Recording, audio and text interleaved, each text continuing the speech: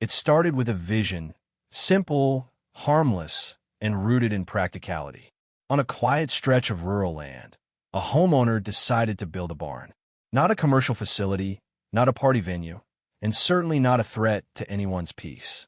Just a classic, functional barn for tools, storage, and maybe a few animals down the line.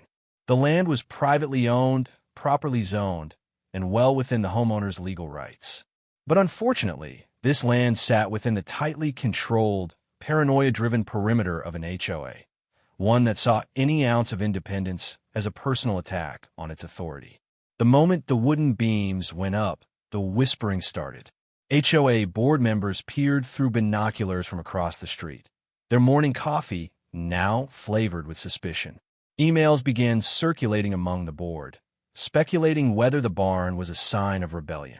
Instead of knocking on the door to ask about the project, they went digging into old documents, outdated guidelines, and vague rules that hadn't been enforced in years. Their mission wasn't to understand, it was to control, to assert dominance over someone who, in their eyes, had dared to build without permission. Within days, the homeowner received her first letter.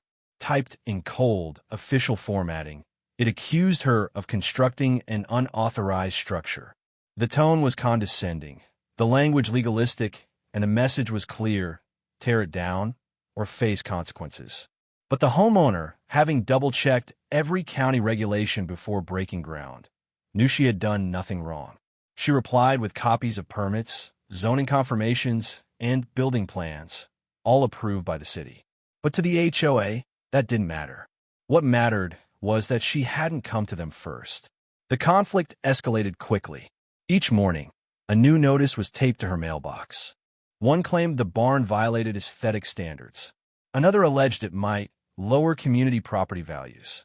The most absurd one warned that the structure might attract unwanted wildlife, as if raccoons could read zoning maps. The homeowner, frustrated but calm, continued her work.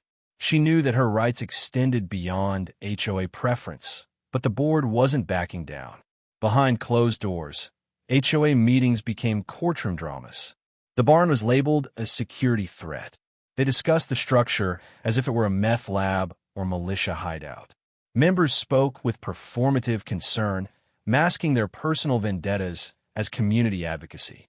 One member, known for wielding the rulebook like a sword, suggested reporting the barn as a code violation to local law enforcement. Another, with more flair for the dramatic, suggested it might be housing illegal activity.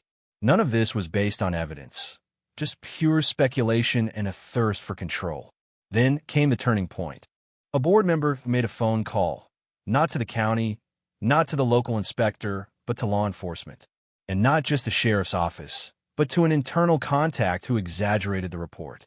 What had started as a minor architectural disagreement now spiraled into a supposed suspicious activity involving a large structure on residential property. The words used were deliberate, just vague and ominous enough to trigger a serious response. The morning it happened, the homeowner was sipping coffee on her porch when the tactical vehicles rolled in. SWAT officers in full gear approached the property with caution, weapons at the ready, acting on the tip they'd received about a possible illegal operation inside the newly built barn. Neighbors watched in disbelief as the quiet, law-abiding woman they'd known for years was treated like a suspect in a federal crime. The absurdity reached a peak when an officer asked if there were any hostages or narcotics on site. The homeowner stood there, calm, collected, and completely unsurprised. She didn't argue. She didn't panic. Instead, she asked for the name of the officer in charge and requested to speak to them directly. That's when things began to shift, because this homeowner wasn't just a private citizen defending her property. She was the newly appointed police chief in a neighboring jurisdiction, sworn in just weeks earlier. Her credentials were legitimate, her authority undisputed, and her understanding of the law thorough enough to dismantle the entire situation with a single sentence. The officers, now realizing they'd been misled, began to question the source of the tip. When the truth unraveled, that it came from an HOA member with no evidence or legal basis, the mood shifted from caution to embarrassment. The homeowner didn't raise her voice. She simply handed over the proper documents, confirmed her identity, and requested a full report of the complaint. The officers complied. After the SWAT incident, the homeowner could have let it go. She could have chalked it up to an overreaction or an isolated act of HOA paranoia. But when she sat down and reviewed every document, every notice, and every interaction leading up to that morning, a disturbing pattern emerged. This wasn't just a misunderstanding.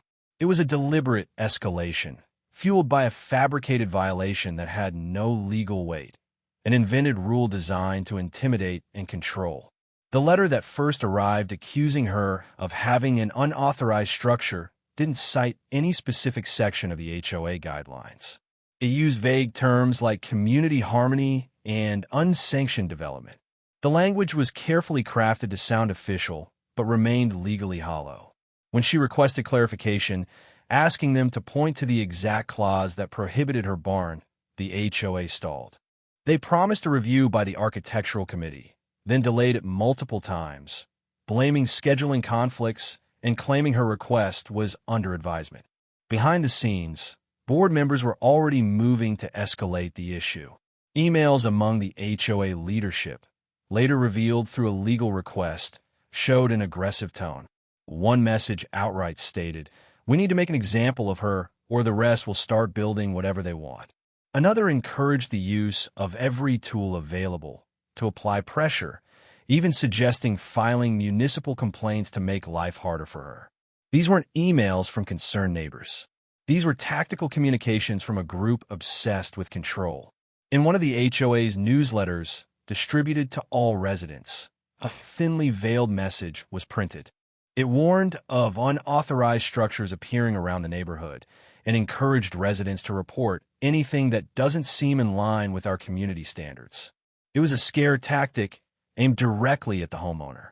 The HOA hoped to turn the neighborhood against her, to socially isolate her through suspicion and fear. They even included a photo, taken from a sidewalk but zoomed in, of her barn under construction. The image was meant to imply secrecy, even though everything was built in broad daylight. What made this situation particularly egregious was how the HOA twisted their own bylaws. The governing documents, which she had studied in full after receiving the first notice, had no clause banning small agricultural structures on lots of her size. There were vague references to architectural consistency and approval before external construction, but no language that gave the HOA unilateral power to override county-approved plans. Nonetheless, they acted as if they were the final authority, believing their rules superseded public law. To further complicate matters, the HOA began fabricating timelines. They claimed they had sent earlier notices warning her not to proceed with construction, though no such communication had been delivered. When she asked for evidence of these prior warnings, they produced backdated letters, marked as delivered but unsigned and never received. The supposed proof was a flawed attempt at retroactive justification, and when she cross-checked dates with her own postal service records, there was no match. Still, the HOA refused to acknowledge the discrepancy. Rather than backing down, the board doubled their efforts. They filed a formal code complaint with the city, alleging that her barn violated setbacks and exceeded height restrictions. But when a city inspector came out, he found no such issues. Everything was within limits, fully permitted, and professionally constructed. The inspector submitted a report clearing her of any wrongdoing. Still, the HOA ignored the findings, instead sending yet another notice demanding she cease and desist construction or face legal action. The tone became more aggressive with each letter, and the threats more personal. Eventually, it became clear that the HOA was using the violation as a weapon, a pretext to exert control. It had nothing to do with safety, zoning, or aesthetics. It was about maintaining the illusion that the HOA had supreme authority, even if it meant ignoring facts and fabricating problems. The false violation became their rallying cry, a reason to convene emergency meetings and stir paranoia among residents. They used it to justify surveillance, coordinated pressure, and ultimately, the unlawful call that triggered the SWAT response. This entire charade could have been avoided with a simple conversation. But the HOA never wanted dialogue. They wanted compliance. They wanted submission. When the homeowner didn't yield, they decided to invent a violation just to force her hand. But in doing so, they exposed themselves, not only as overreaching, but as manipulators willing to twist their own rules and weaponize bureaucracy to punish dissent. The morning the call was placed, everything seemed quiet in the neighborhood. Birds chirped, lawns were freshly cut, and the barn that had sparked so much unnecessary controversy stood peacefully at the back of the property. But inside the HOA president's home, a very different kind of atmosphere was brewing. Fueled by frustration, resentment, and an inflated sense of authority, she picked up the phone, not to report a crime, but to manufacture one. Her goal wasn't justice or community safety. Her goal was intimidation. The call she made wasn't just an exaggeration, it was a masterclass in manipulation. She claimed there was suspicious activity involving an unregistered structure, and that she feared for the safety of the neighborhood. She described people coming and going from the barn at odd hours, hinted at the possibility of unauthorized storage, and even suggested there could be illegal weapons on the property. None of these accusations had any basis in reality. They were speculative at best and completely fabricated at worst. But she knew exactly what kind of language would trigger a response. She didn't call the city code enforcement office, nor did she notify the county building department. She bypassed all the appropriate channels and instead contacted someone she had met at a local fundraiser, a friend of a friend in law enforcement. She leveraged that connection to amplify her concerns, carefully avoiding any statements that could directly implicate her in false reporting, yet saying just enough to escalate the matter. It wasn't a formal complaint. It was an off-the-record warning designed to raise alarms. Law enforcement, taking her report seriously, as they must, conducted a background check. With no prior incidents on record, they were cautious but curious. However, as the phrases possible arms storage and unpermitted construction with suspicious activity passed through various hands and ears, the nature of the report became more alarming. By the time it reached the SWAT decision-makers, the narrative had shifted from neighborhood complaint to potential threat. The language had done its job. It had injected enough fear and uncertainty to justify a tactical response. The homeowner had no idea any of this was happening. She was inside, working on her laptop, while the final coat of paint dried on the barn. When the armored vehicle appeared at the edge of the cul-de-sac, neighbors began peeking out of windows, confused and anxious. Officers in tactical gear disembarked in a carefully coordinated movement, treating the property like a potential crime scene. Their training required them to approach the unknown with caution, but even they were unsure what they were walking into. The information they received was vague, but threatening. They announced themselves over a megaphone. The homeowner, startled but composed, stepped outside with her hands raised, trying to make sense of what was happening. The lead officer approached, asked for identification, and explained they were responding to a report of illegal activity on the premises. The homeowner was calm, even cooperative, but she was also assertive. She requested details about the complaint and the name of the reporting party. The officers, following protocol, remained guarded. Inside the barn, they found nothing more than standard equipment, tools, shelves, paint cans, a riding mower. No weapons, no contraband, no signs of any illegal activity. The structure was clean, sturdy, and fully compliant with county code. As they cleared the property, the absurdity of the situation became clear. It was not only a waste of resources, but a textbook example of how misinformation, especially when strategically delivered, can trigger a dramatic overreaction. The officers began to realize they'd been used. They weren't dealing with a threat. They were dealing with an HOA grudge that had escalated into a dangerous misuse of emergency services. The homeowner, still measured in her response, provided documentation on the barn, her permits, and her property rights. She then identified herself as a newly sworn-in police chief from a neighboring jurisdiction. The officers paused. The room fell silent. What had started as a power move by the HOA had just flipped into something much more serious. The consequences of the HOA's actions were no longer theoretical. A false report had been used to mobilize a tactical team. Not only was this a potential violation of state law, but also risked damaging reputations, wasting public funds, and endangering lives. The report that prompted the response would now be scrutinized. The person who made the call would have to answer for the inaccuracies, and any political connections that had been exploited would now come under review. Neighbors, once bystanders, began to talk. The spectacle of the SWAT team had shaken the entire block, and word quickly spread that the homeowner wasn't some rogue violator, but a law enforcement professional with years of experience. The narrative that the HOA had worked so hard to build was crumbling. Their dramatic call for action had backfired in the most public, humiliating way possible. As the dust settled and the SWAT team cleared the property, the homeowner stood calm and resolute, her demeanor shifting from cooperative citizen to commanding presence. She reached into her folder and pulled out her badge, not for intimidation, but for clarity. The lead officer scanned the credentials carefully, then looked up, his posture noticeably different. It was no ordinary badge. It was the official identification of a newly appointed police chief in the next jurisdiction over, and the name on it matched the one on the property records. The officers exchanged quick glances. Everything changed in that moment.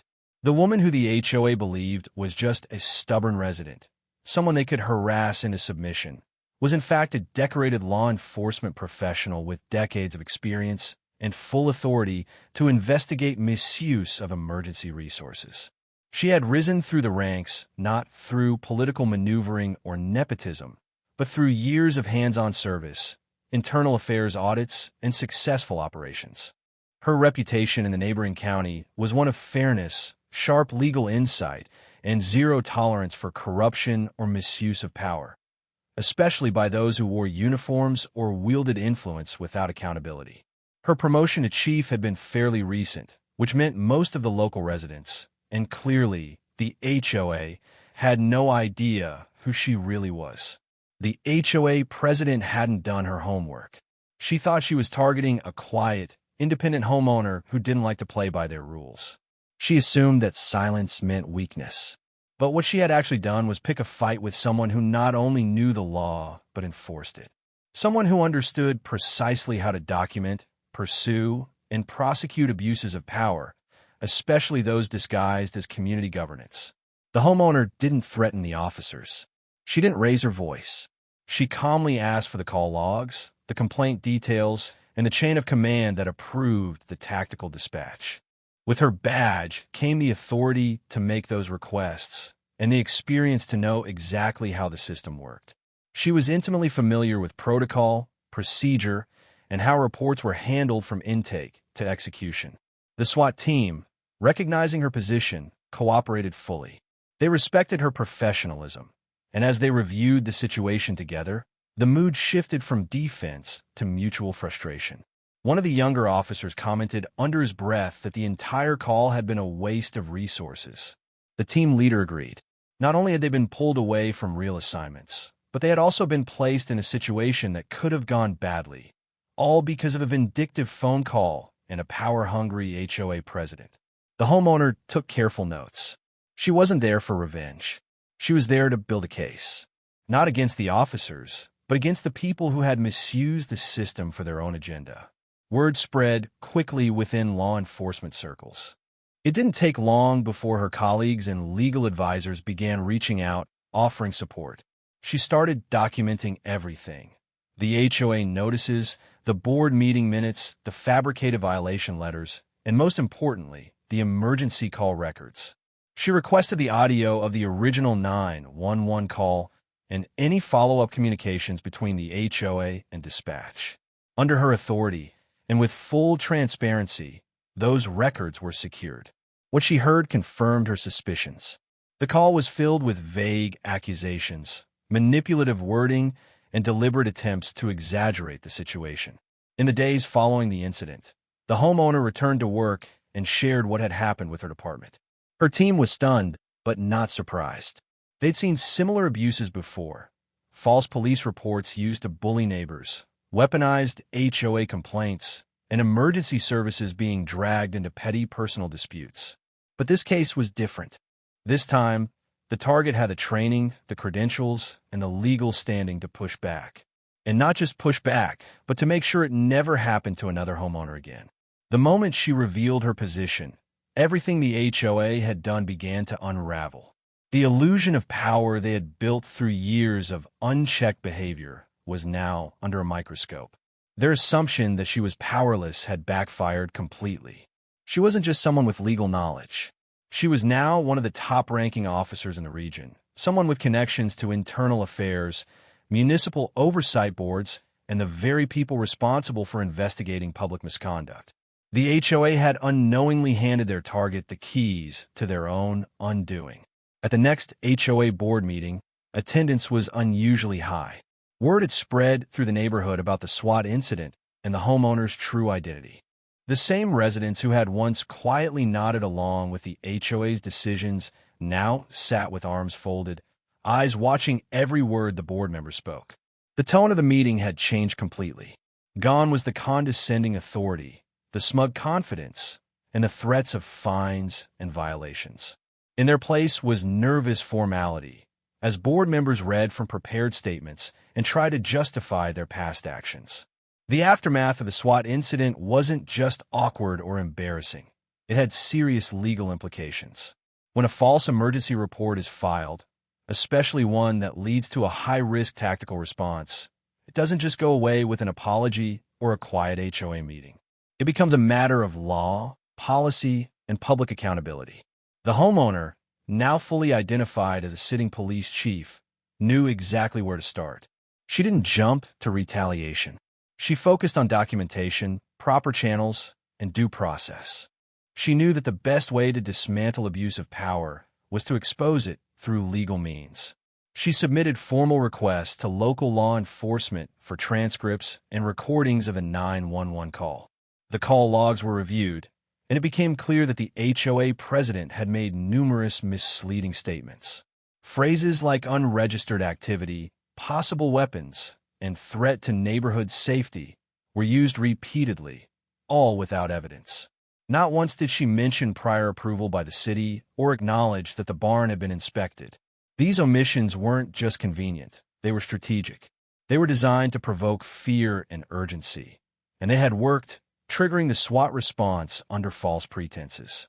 Armed with this evidence, the police chief filed a complaint with the county prosecutor's office. The claim was simple: misuse of emergency services, filing a false report, and attempting to incite law enforcement action without cause. These are not minor offenses. In her state, knowingly filing a false report that results in a tactical response can be prosecuted as a misdemeanor or even a felony depending on the consequences. The presence of her badge didn't grant her immunity. It gave her credibility. Her reputation ensured that the complaint was taken seriously and fast-tracked for review. The prosecutor's office launched an inquiry.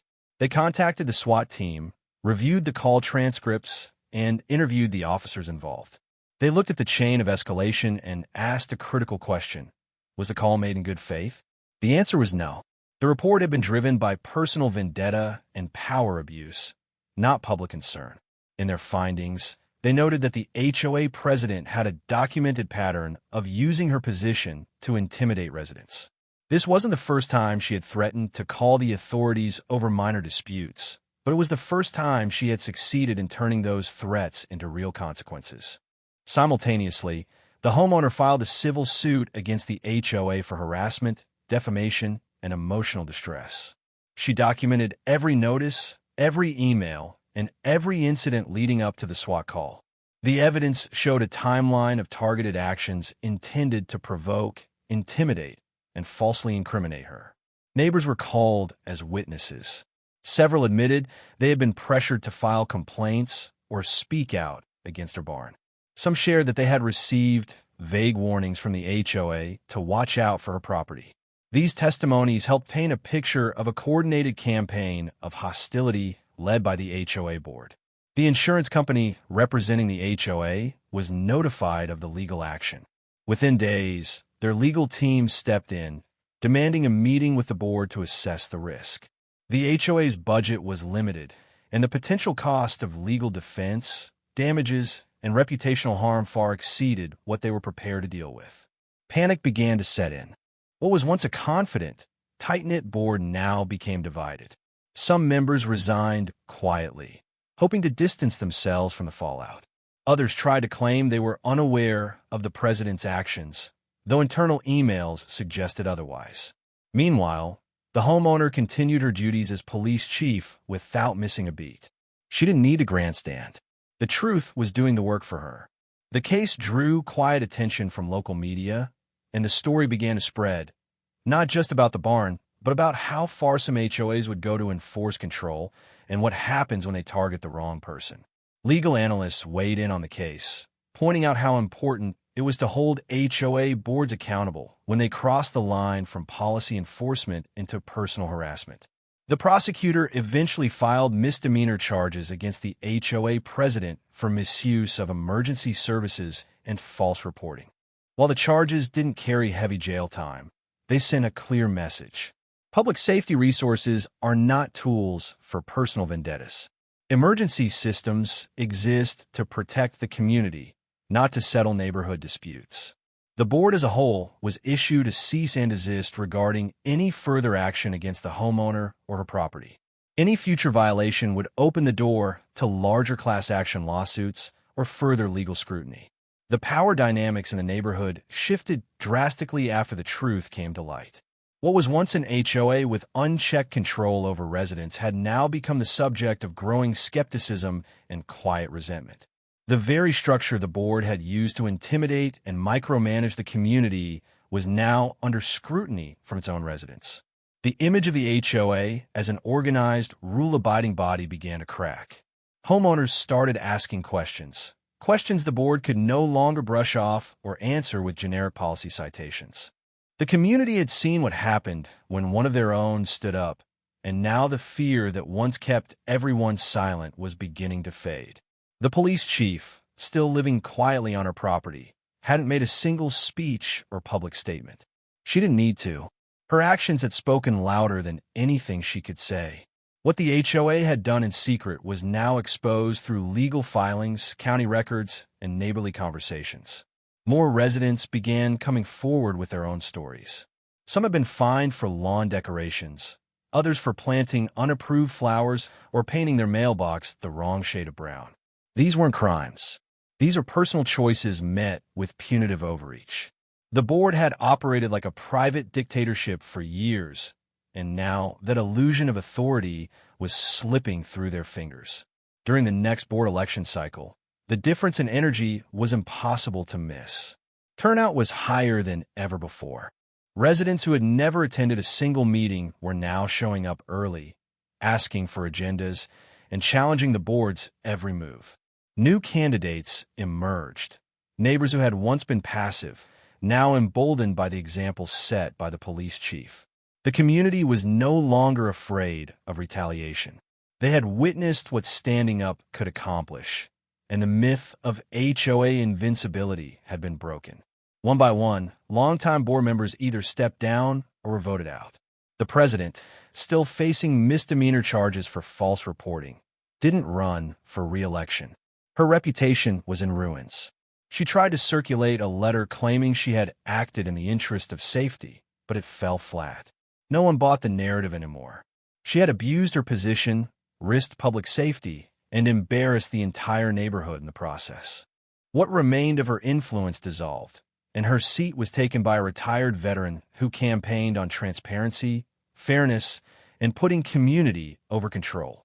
With a new board in place, a full audit of HOA policies was initiated. Residents demanded revisions to outdated and overly broad clauses, especially the ones used as a pretext to harass the police chief. The approval process for structures, home improvements, and landscaping was rewritten with clear language, specific timelines, and checks to prevent subjective enforcement. Anonymous complaints were no longer accepted without evidence, and any action taken by the board now required majority approval rather than decisions made behind closed doors. Meanwhile, county officials began looking into other HOAs in the area.